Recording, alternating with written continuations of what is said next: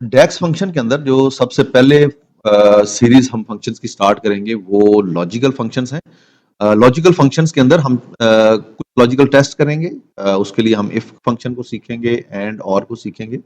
हम देखेंगे कि बूलियन को किस तरह से यूज किया जा सकता है। तो आज का हमारा जो पहला फॉर्मूला है या जो पहला फंक्शन है वो इफ फंक्शन है। अब इफ फंक्शन में बेसिकली होता क्या है? इफ स्टेटमेंट में हम दो नंबर्स को या दो स्टेटमेंट्स को या दो लॉजिक्स को कंपेयर करते हैं। जैसे for example 20 is equal to 20 या 15 इज ग्रेटर देन 20, तो ये एक कंपैरिजन बनता है या एक लॉजिकल टेस्ट बनता है। इसके नतीजे में दो तरह के रिजल्ट्स आ सकते हैं, या ये रिजल्ट ट्रू होगा और या ये रिजल्ट फॉल्स होगा। अब ट्रू किस तरह से होगा? अगर 20 इज इक्वल टू 20 हम लिखते हैं तो डेफिनेटली आपको भी पता है कि ये इक्वल हैं, तो ये बात ठीक है। लेकिन अगर 20 इज ग्रेटर देन 20 करेंगे तो ये फॉल्स आ जाता है। पहले केस में उसका ट्रू रिजल्ट शो होगा और दूसरे केस में उसका फॉल्स रिजल्ट शो होगा। अब इसको थोड़ा सा हम स्क्रीन पे भी देख लेंगे।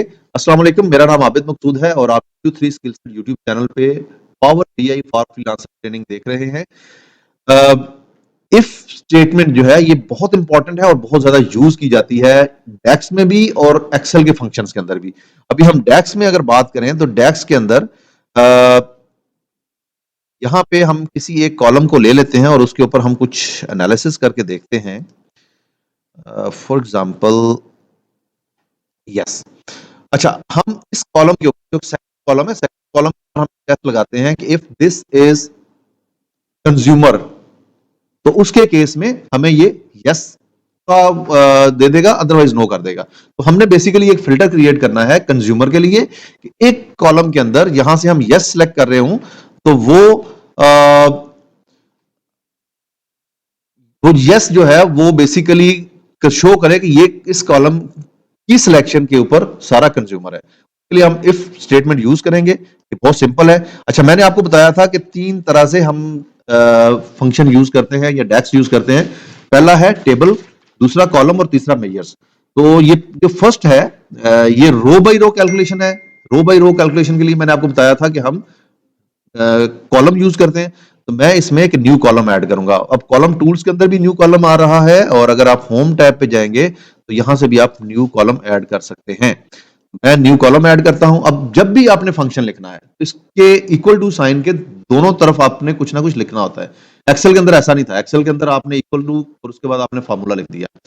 डेक्स में आपको कॉलम नेम भी देना पड़ता है और ये चीज आपने याद रखनी है। जो भी कॉलम नेम आप देंगे, पहली चीज तो ये है कि वो कॉलम ऑलरेडी एग्जिस्ट ना करता हो वो नेम, अगर है तो वो एक्सेप्ट नहीं करेगा। और दूसरी चीज ये है कि वो नाम आपकी कैलकुलेशन से मैच करता हो। ऐसा ना हो कि आपने जैसे लेट्स से मैं कंज्यूमर को अलग से करना चाह रहा हूं, उसके अगेंस्ट यस लिखना चाह रहा हूं, तो मैं उसका टाइटल कुछ ऐसा दे दूं, कॉलम 1 दे दूं या कुछ दे दूं जो किस बाद में मुझे समझ ना आए। तो यहां पर चूंकि मैं कंज्यूमर को अलग करना चाह रहा हूं तो मैं इसका नाम ही कंज्यूमर रख दूंगा। कंज्यूमर इज इक्वल टू, अब ये consumer is a column name, is equal to sign के बाद मैं उसका फंक्शन लिखूंगा। इफ के बाद आप डालेंगे छोटी ब्रैकेट जिसको हम पैरेंथेसिस कहते हैं। छोटी ब्रैकेट के बाद अगर आप हिंट्स में देखें तो ये पहले लिखा हुआ है लॉजिकल टेस्ट, फिर रिजल्ट इफ ट्रू और result if false. Logical test में ये होगा कि हम ये देखेंगे हमारे सेगमेंट के अंदर कंज्यूमर आ रहा है या नहीं आ रहा। अगर कंज्यूमर आ रहा है तो रिजल्ट इफ ट्रू वाला जो है वो उसमें आएगा, और अगर कंज्यूमर नहीं है, कोई और है, कॉर्पोरेट है या ऑफिस सप्लाईज, जो भी इसमें वो चीजें हैं वो आता है, तो उसका मतलब ये है कि ये फॉल्स है, तो हम रिजल्ट इफ फॉल्स वाला यहां पे यूज करेंगे। तो सबसे पहले कॉलम नेम देने के लिए मैंने शायद आपको बताया था कि आपने स्क्वायर ब्रैकेट डालनी है। स्क्वायर ब्रैकेट जैसे डालेंगे तो आपको सारे के सारे कॉलम्स यहां पे शो हो जाएंगे। इनमें से आपने सर्च करना है, थोड़ा सा नीचे स्क्रॉल कर लेते हैं, सेगमेंट, SEG, ये सेगमेंट आ गया। कॉलम नेम हमेशा स्क्वायर ब्रैकेट के अंदर ही होगा, ये आपने याद रखना है। इज इक्वल टू, अब यहां पर मैं कंज्यूमर कर देता हूं। ये मेरा लॉजिकल टेस्ट हो गया। उसके बाद मैं कॉमा डालूंगा तो आप देखें ऊपर ये जो हिंट आ रहा है ना, हिंट में पहले लॉजिकल टेस्ट ब्लू था, अब रिजल्ट इफ ट्रू जो है वो ब्लू हो गया। अब रिजल्ट इफ ट्रू पे क्या लिखना है? अब टेक्स्ट लिखें, नंबर लिखें। याद रखना है कि जब भी आप टेक्स्ट देना चाह रहे हैं तो आपने डबल कोटेशन मार्क में देना है, और अगर आप नंबर लिखना चाह रहे हैं तो उसके लिए डबल कोटेशन मार्क की जरूरत नहीं है। और अगर आप डेट लिखना चाहते हैं कहीं पे, तो डेट के लिए आप डेट का फंक्शन यूज करें, उसको टेक्स्ट में कन्वर्ट मत करें। अब इसके लिए हम क्या करते हैं जी, हम यहां पे लिखते हैं यस कॉमा, ब्लैंक छोड़ना चाहें तो डबल कोटेशन मार्क 2 दफा दें, और अगर आप इसके अंदर कुछ लिखना चाहें तो यहां पे नो लिख दें, और इसको आप कर दें क्लोज।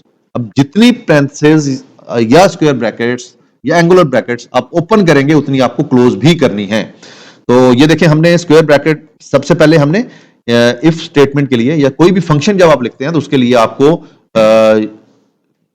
पैरेंथेसिस रूट क्लोजिंग दोनों डालनी होती है। ये ओपन आ गया और ये एंड पे इसका क्लोजिंग आ गई। और कॉलम के लिए हमने स्क्वायर ब्रैकेट डाली थी, square bracket open, square bracket close. इसी तरह से parenthesis, double quotation mark open, double quotation mark close. तो जो भी चीज आप ओपन कर रहे हैं उसको एंड पे क्लोज भी करना है। अब इसको एंटर की प्रेस करें और देखते हैं इसका रिजल्ट। यहां पे देखें, अगर मैं एक फिल्टर अप्लाई करूं कंज्यूमर के ऊपर, ये नया कॉलम ऐड हो गया बेसिकली, और यस को चेक करूं तो मुझे सेगमेंट्स के अंदर सिर्फ कंज्यूमर मिलेगा। ये है रिजल्ट इफ ट्रू। अगर मैं यहां से नो सेलेक्ट करूं, यानी कि रिजल्ट इफ फॉल्स को सिलेक्ट करूं, फिर आप देखिएगा यहां कंज्यूमर के अलावा सारे सेगमेंट्स होंगे, कॉर्पोरेट भी है, होम ऑफिस भी है, ये दोनों आ रहे हैं। तो ये है जी इफ स्टेटमेंट। आई बिलीव कि आपको इसकी समझ आ गई होगी। जरूर करते रहे, डेक्स की जितनी ज्यादा प्रैक्टिस करेंगे उतना ही आपको ये जल्दी समझ आएगा। और ये बहुत इंपॉर्टेंट है। बहुत सारे प्रोजेक्ट्स आपको मिलने वाले हैं जिसमें सिर्फ आपसे डेक्स लिखवाया जाएगा $100 में, $150 में, $200 में। इवन कुछ डेक्स इस तरह से भी होते हैं कि आपको वो 8 आवर्स से ज्यादा का भी पे करते हैं एक फॉर्मूला लिखने के लिए, क्योंकि वो खुद इतने स्टक हो जाते हैं लोग उस कैलकुलेशन के लिए कि उनसे नहीं लिखा जा रहा होता। तो जिस तरह से एक्सेल की अगर हम बात करें, वीबीए का बंदा बड़ा इंपॉर्टेंट होता है, तो पावर बीआई के अंदर डेक्स लिखने वाला बहुत इंपॉर्टेंट है। अपना ख्याल रखिएगा। अल्लाह हाफिज।